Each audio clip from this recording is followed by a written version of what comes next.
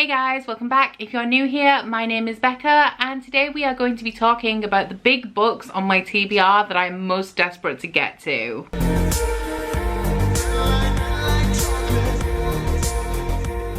So a couple of months ago, I started a big book series. I read a lot of big books and you guys wanted to know all about them, like how I do it. You wanted some recommendations. You wanted to see the big books that I'm dying to get to, which is this video, and also a tour of some of the biggest books in my collection. So this is going to be my big books TBR. We have a whole ton of deliciously thick books that I just cannot wait to read. However, I am only human and I cannot read a full TBR of big books every single month. So it takes me a little bit longer to get to them. But before we get into this video, I would just like to mention that this video has once again been very kindly sponsored by Skillshare. Skillshare is an online learning platform that provides classes in a whole range of topics, all led by industry professionals. Their topics cover a really wide range, from artistic pursuits such as painting and illustration to business practices like marketing and e-commerce. As you guys know, I am a business owner as well as a booktuber, so I am big on productivity and motivation. So the class that I would like to recommend to you guys today is called Productivity Masterclass: Principles and Tools to Boost Your Productivity, taught by Ali Abdaal. Now, a lot of you guys mentioned in my vlogs that I seem to do a whole ton of stuff with my time, and if you think I do a lot, Ali Abdaal is honestly some sort of productivity and time wizard. He's an NHS doctor, he's also a YouTuber, he has a podcast, he has multiple businesses, and he also teaches lectures at, I think it's a university. So this guy really knows how to make every single second count. In this class, he goes through the principles of productivity as well as some of the myths associated with motivation and productivity, and it is essentially a starter course on how to boost your productivity and maybe one day end up as much of a powerhouse as he is. So as well as being extremely useful and accessible, Skillshare is also extremely affordable, with an annual subscription averaging at less than $10 per month. Now obviously I know that a subscription-based service can be a little bit of a commitment, which is why I'm happy to let you guys know that the first 1,000 of you guys who click on the link at the top of my description box will receive 60 days unlimited access to Skillshare Premium, which means that you can sample everything that Skillshare has to offer completely free and with absolutely no commitments. I have been using Skillshare for a long time now. Every time I need to learn something new or brush up on new skills, I can just head over to Skillshare and find something to help me out. So I would recommend that you guys take me up on this offer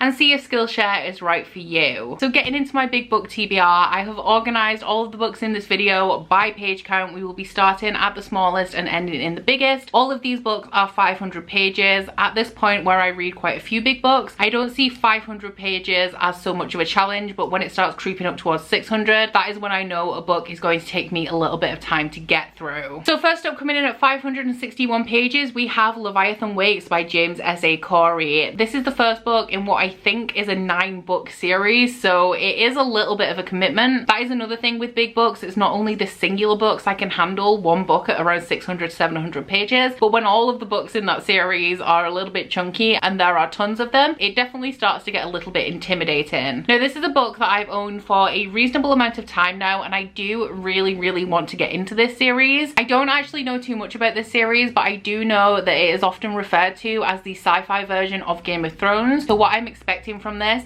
is an incredibly complex, multi-perspective story. Just reading the synopsis of this, it already has a ton of elements. We have a spaceship crew that stumble across a secret that may have something to do with a war, and we also have a detective who has been paid to look for a girl. Now there are billions of people in this solar system, but he believes that he is able to find this girl, and somehow these two stories intersect. Honestly, it's not one that I've looked into the plot of too much because I just know that a ton of people love this, and as I really love big, complicated, meaty stories and I love sci-fi, I just think I'm gonna love it. At 571 pages, we have Feed by Myra Grant. Now this is the first book in a dystopian series that you guys recommended to me because I really love sci-fi that is grounded in logic and that does also extend to dystopian. This one is set in 2014 and humanity has conquered all of the common illnesses. So the common cold is non-existent. They've also found the cure to cancer, and essentially medical science is years ahead ahead of where we are now. However, a new virus has surfaced that attacks the human brain and compels people to feed. So this is a zombie story. However, I have been led to believe that it delves into the nitty-gritty of why this is caused and the scientific and medical aspects of this as well, as opposed to it being a straight up horror story. And there is just something about elements like that my brain just really loves. I love being able to see the threads of a story and work things out just using like common sense and logic. So I think this is going to be one that I find really compelling. Next up, at 574 pages, we have The Rage of Dragons by Evan Winter. Now this is one that I picked up because people whose reviews I really trust have really enjoyed this. I don't know too much about it, and even printed on the back of this there is not a lot of information. It says Game of Thrones meets Gladiator in Evan Winter's The Rage of Dragons. All I know about this is that there is a long-standing war and there is people who have been oppressed for many years. I think 1 in every 2,000 women has the ability to call down dragons, and 1 in every 100 men has the ability to make himself a bigger, stronger killing machine. The synopses I found of this have been kind of vague, but like I said, I have seen reviews of this from people that I really trust. I've heard that the first 100 pages is a little bit of a struggle to get through, but once you break page 100 it is just absolutely unputdownable. So I'm really excited to pick this one up. I'm not sure how soon I'll be picking this up though, because I do tend to avoid adult fantasy series that are currently unfinished, just because it becomes a big task of rereading to recap for the next book in the series, but it is one that I really want to get to. In at 609 pages we have a sequel, and that is Kingdom of Copper by S.A. Chakraborty, which is the sequel to City of Brass and the second book in the Daevabad trilogy. So the first book in this series follows a con woman called Nari who diagnoses people. Now she does actually have a magical affinity for diagnosing people. However, what she does is if she sees somebody who she thinks looks rich come into her tent, she diagnoses them with the worst possible diseases and sends them to her friend who is an apothecary to buy a whole ton of supplies that they don't need, and she then takes a cut of this profit. Now everything changes for Nari when she accidentally summons a djinn, and that djinn tells her that she herself is also half djinn, and then they have to go to the City of Brass to uncover the secrets to her past so that she can learn about who she is and everything associated with that. I absolutely loved the first book in this series. I thought that it was very atmospheric. It has a very nicely woven political plotline through there that I absolutely loved, and I do also really like the magical elements in there as well. I pretty much have my fingers crossed that I can squeeze this into a TBR somewhere, because I found that the first 100 pages or so of City of Brass were a little bit slow, but after that I absolutely did not want to put this book down. I found it so riveting, so compelling, and I need to continue. At 613 pages we have From Blood and Ash by Jennifer L. Armentrout. I believe that this is a new adult fantasy romance book that you guys keep telling me that I need to read, and honestly I know I need to read it. I think I'm gonna love it. It's just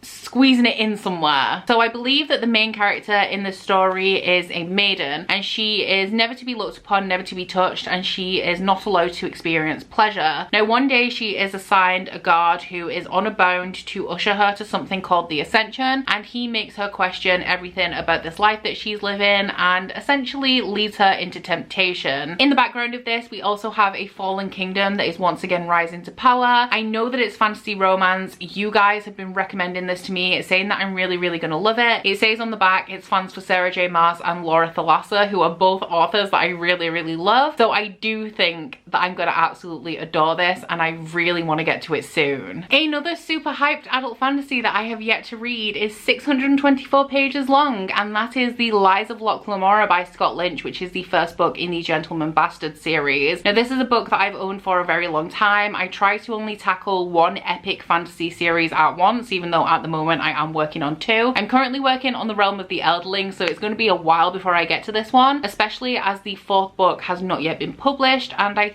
think there's going to be at least 5 books in this series. The reason that this has resurfaced and come back to my attention is because I've been reading the Farseer trilogy by Robin Hobb, and Fitz in that series is an assassin, but he's not a very good one, and it just gave me this longing to read a book about rogues who are actually really good at what they do and enjoy what they do. And I believe that The Lies of Loch Lamora is about a band of thieves. Now, as this is one of the most hyped adult epic fantasy series, you don't often hear a lot about what the plot actually is. All I know is that there is this band of thieves led by the legendary Loch Lamora, and they get up to a whole ton of shenanigans, and the mood I'm in right now, that is exactly what I need. I love those types of characters, and I think I'm gonna really enjoy this series. A book that I've avoided for a very long time because of its size, but is also the first book that came to mind when I knew I was making this video, is Battle Royale by Kushan Takami, and it comes in at 647 pages. So the main reason I want to read this is that I absolutely adored the movie. This follows a class of teenagers who are put on an island and made to fight to the death. It's pretty much the Hunger Games, except this one came first, and if this is anything like the movie, it is going to be super gory and super brutal, and I am 100% here for that. We've jumped up quite a bit in size now because the next book I have is 763 pages, and that is the Well of Ascension by Brandon Sanderson. Another sequel. This is the second book in the Mistborn trilogy and also the follow-up to the Final Empire, which is my second favorite book of 2020 so far. In this world, the magic system surrounds metals. If you can control one metal, you are an allomancer, and if you can control all of them, you are Mistborn. So this story starts out with Kelsia putting together a very talented band of allomancers to take down the Lord Ruler, who is the corrupt leader of the Final Empire. Absolutely loved the first book in this series. The plot just blew my mind. I found the fight scenes to be exceptionally cinematic, and I fell in love with all of the characters, so I am desperate to continue. At 771 pages, we have the iconic Eye of the World, which is the first book in the Wheel of Time series by Robert Jordan. This series is extremely intimidating because not only is this first book enormous, it is the first book in a 15-book series, all of pretty much equal size. I can't lie, I have absolutely no idea what this series is about. The synopsis is incredibly vague. All it says is that the Wheel of Time turns and ages come and pass, leaving memories that become legend. Legend fades to myth, and even myth is long forgotten when the age that gave it birth returns again. So I'm assuming it is about this cycle of time. Once again, reading the Farseer trilogy, there was a reference to how time is cyclical and how everything that comes around has come around before and has come around before that, and there's a plot line in the Farseer trilogy about breaking the cycle, which then made me really excited to read the Wheel of Time. I mean, this is a series I'm going to read eventually anyway. It is one of those classic adult epic fantasy series that is recommended that every fantasy reader reads, so I do really want to get into this series. Robin Hobb reignited my interest in it. It's just really intimidating. Next up, we have one that I own an ebook. It is 880 pages. I'm going to be reading it in September, and that is Ship of Magic by Robin Hobb. So this is the first book in the second trilogy in the Realm of the Elderlings. There are 5 series in the Realm of the Elderlings in total. I'm currently on the first book of the second one, so we still got a long ways to go. This one I do not know too much about. I'm already committed to reading it because my book club is reading the Realm of the Elderlings, so I haven't really looked into the plot too much because it's a given that no matter what it's about, I'm committed to reading it now. But I do know that the Live Ship Traders trilogy is about these big ships that come to life. I believe that there has to be so many generations of a family who have either been on the ship or died on the ship, and then this ship will come to life and it is its own entity. So that is all I know about this. I've heard excellent things about the Live Ship Traders. I love Robin Hobb. I adore the Farseer trilogy. So yeah, this is going to be one that I enjoy, but it's also a chunker. And the last book on this list is one that is currently on its way to me. I have ordered this because I'm co-hosting a read-along of this series throughout the rest of 2020, and honestly, I think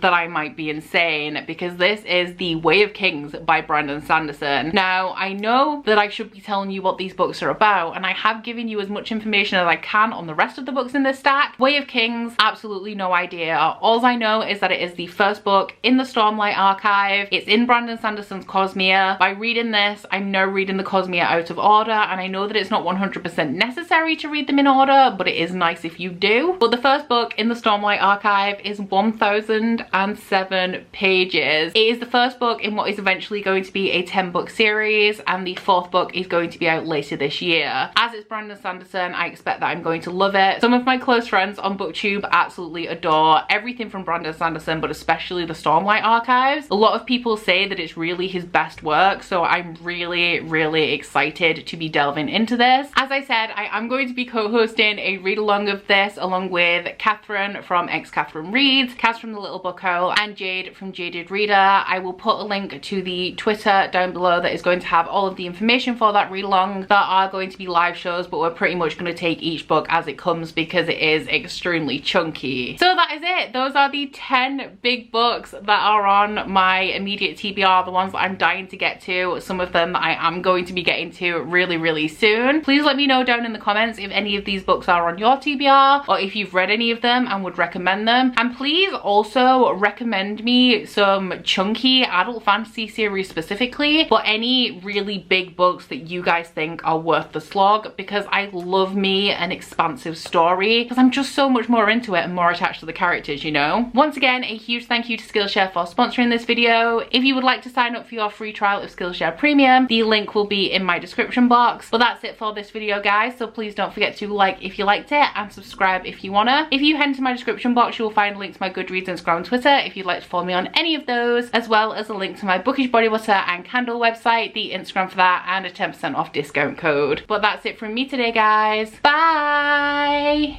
Oh, you bite your friend like chocolate. You say you're go where nobody knows, with guns hidden under our petticoats. We're never gonna quit it, no, we're never gonna quit it, no.